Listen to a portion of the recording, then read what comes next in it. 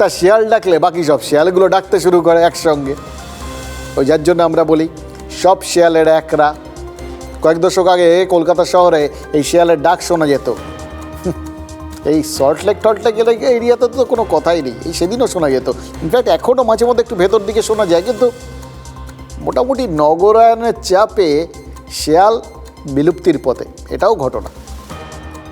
আর যেটা বিলুপ্তির পথে সেটা যদি আপনাদের মাথায় ঢোকাতে হয় বা শোনাতে হয়, তাহলে তো টেলিভিশনেই এরকম ডাক দিয়ে শোনাতে হবে।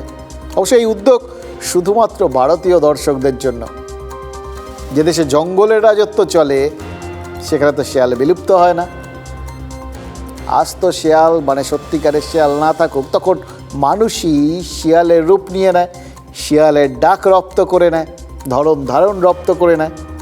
এমনি বলছি না, সত্যি বলছি, বিশেষ করে পাকিস্তানে দেখুন না, আমেরিকার ফ্লোরিডায় বসে ফিল্ড মার্শাল আসিম মুনির শিয়ালের ডাক ডাকলেন, হুক্কা হুয়া, পরমাণু যুদ্ধ হুমকি দিয়া। আর পাকিস্তানে তার সাঙ্গপাঙ্গরা এক সুরে হুক্কা হুয়া শুরু করে দিলেন। বিলাওয়াল ভুট্টো জারদারি যুদ্ধ ঘোষণা করে দিলেন, খাজা আসিফ যুদ্ধের হুমকি দিলেন, এমনকি শাহবাজ শরীফ তিনি শুদ্ধ যুদ্ধের হুমকি দিয়ে বসলেন।